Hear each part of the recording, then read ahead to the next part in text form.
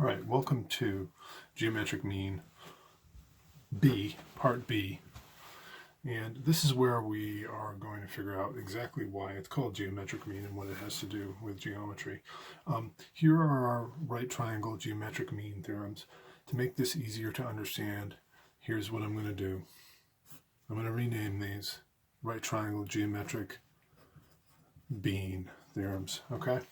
We're going to be looking for geometric beans. Okay, and our geometric bean theorem for altitudes tells us that the altitude drawn to the hypotenuse of a right triangle separates the hypotenuse here, AB, into two segments, and the length of this altitude is equal to the geometric mean between these two segments. Well, what the heck does that mean? Well, it turns out that really what's going on here is we've got these similar triangles, and we can say that short leg to long leg in this triangle should equal short leg to long leg in that triangle. So that says x over h should equal h over y. Okay? And now you probably recognize this from our geometric mean definition, that our cross products here are going to be h times h, which is h squared, equals x times y. And when we solve that for h, if we take the square root of both sides of that equation, we get h equals the square root of x times y, which is the geometric mean between x and y. So when you have this condition, the altitude always equals the geometric mean between these two segments that it creates. And there's a very funky looking bean that we've created. I know that doesn't look much like a bean in the leg theorem. They look more like beans. But if you look at that pattern and you try to remember that shape when you see this condition with an altitude drawn in a right triangle, you'll be more likely to remember, the altitude is always equal to the geometric mean of these two segments. And if you remember that, then you don't have to go through all the trouble of separating the similar triangles and setting up the proportions and figuring it out that way. This is a trick that'll save you a lot of time on the SAT, for instance. When time is of the essence, knowing a trick like this will buy you some points. So let's take a look at what it means when we look at the legs. Geometric bean theorem with the legs. Here we have a similar condition where we can look at this larger triangle and we can say that the short leg to the hypotenuse in this small triangle must equal the short leg to the hypotenuse in the long triangle. So that means x over b equals b over c. X over b equals b over c.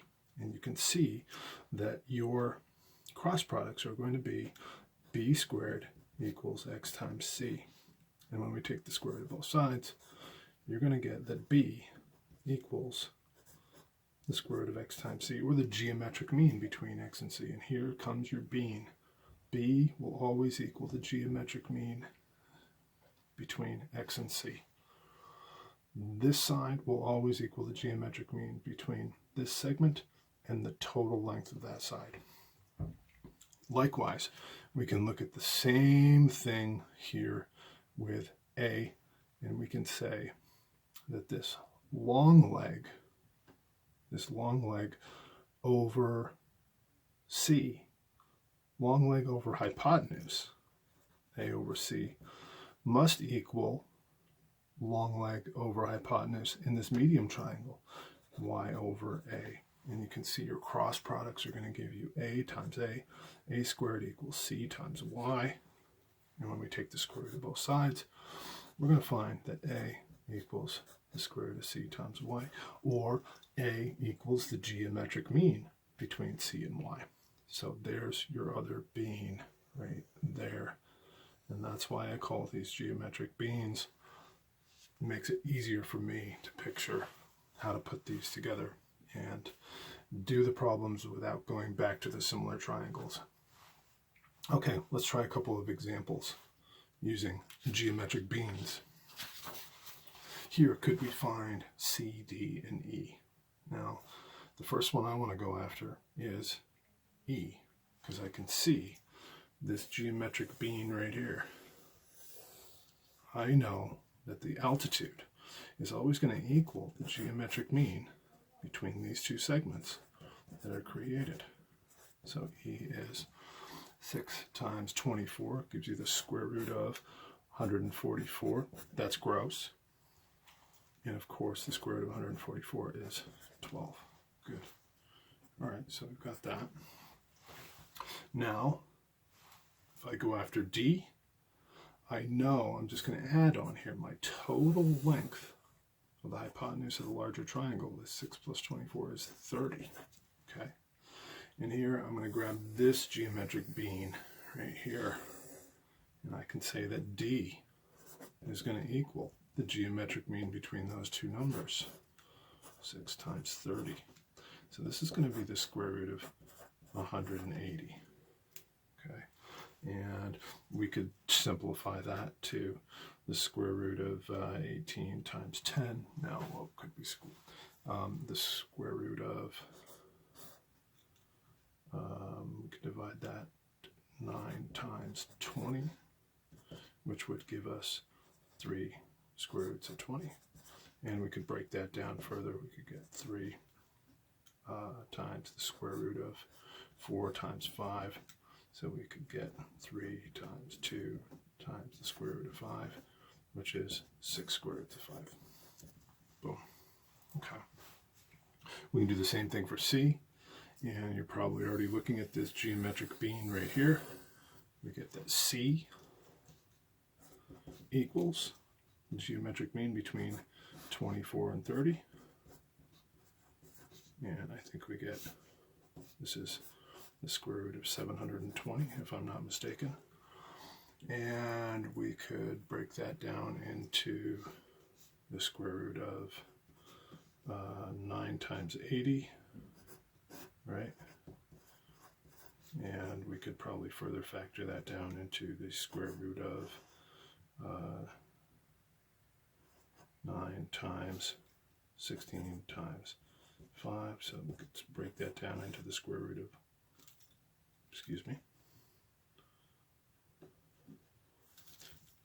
3 times 4 times the square root of 5, or 12 square roots of 5. Good. Now you'll probably also notice that once you get a couple of these pieces, you can bring in some Pythagorean theorem to find the other missing pieces. So once you get a couple of them, once I knew that E was 12 here, you're probably saying, hold on, Mr. Rogers, I just wanted to use Pythagorean theorem there to find D. Yeah, you can do that. But you're going to find there will be some problems where you really need to use the geometric mean to get started, to get that first piece of the puzzle that you need in order to be able to use Pythagorean theorem. So let's try another one. Here, could we find E to the nearest tenth? Well, here I'm looking for a geometric being, which requires the total length of this side here. 16 plus 4 gives me 20. And that's where I'm finding my geometric being, right there. I know that E is going to equal the geometric mean between 16 and 20. 16 times 20. So I get E equals the square root of 320. And they want this to the nearest tenth. So you're going to put that in your calculator, and you're going to find that the square root of 320 is to the nearest tenth 17.9. Okay. And we could go ahead and find F here as well. If you wanted to find F, F is going to be the geometric mean between 4 and 20. So we know F is going to be the square root of 80, which is interesting because if you did use Pythagorean theorem here, you would find that F squared equals 4 squared plus 8 squared, which is going to be 80. Once again, you'd take the square root of both sides of that to find out that F is the square root of 80. Okay. Here, could we find X, Y, and Z? Well, first one I want to go after is x. I'm looking at this geometric mean right here, knowing the altitude. The altitude is always going to equal the geometric mean between these two segments. So now I'm going to write this a little differently. Now I'm not trying to solve for the altitude. 20 equals the square root of 10x. Okay? And can I solve that for x? What would I do to solve this for x? I want to get rid of that radical. First thing I'm going to do is just square both sides of that equation. You get 400 equals 10x. We can divide both sides by 10, and we get 40 equals x. Okay, that's good. Because now that I know that, I know this entire side here is 50. And I can go after these geometric means right here. Y is going to be the geometric mean between 10 and 50. Square root of 500. And z here is going to be the geometric mean between 40 and 50. So z equals the square root of 40 times 50 equals the square root of 2000. All right, let's try one more. And we have a nice word problem to finish up with here. Miss Alspach is constructing a kite for her son. She has to arrange two support rods so that they are perpendicular. The shorter rod is 27 inches long. She has to place the short rod 7 1/4 inches from one end of the long rod in order to form two right triangles with the kite fabric. What is the length of the long rod? Okay, so the long rod here is what we're looking for. Well, I'm inclined to label this segment here that we don't know x, because I know the long rod that they want us to find will then be x plus 7.25. Okay, and then we can really kind of isolate one half of this problem and say if this is 27 inches long and those are congruent segments, then each of these must be 13.5. And we can just focus on this part of the problem. Let me blow it up a little bit on the next page here. So we've got x, we've got 7.25, and we've got 13.5 here. All right, I'm looking for this being associated with the altitude. That's the geometric being I'm after. So I know the altitude, 13.5, is going to equal the geometric mean between these two segments that it creates, the square root of 7.25x. How do I solve that for x? I can go ahead and square both sides to get rid of that radical. I get 13.5 squared. What is 13.5 squared? No, I'm not doing that in my head. I get 182.25 equals 7.25x. And I can divide both sides by 7.25. And I get x equals, I divide that by 7.25. I get 25.14. So how long is the long rod? If we add 7.25 to that, we get 32 long rod equals 32.39 inches. All right, that is part 2 of geometric mean. I hope that makes sense to you.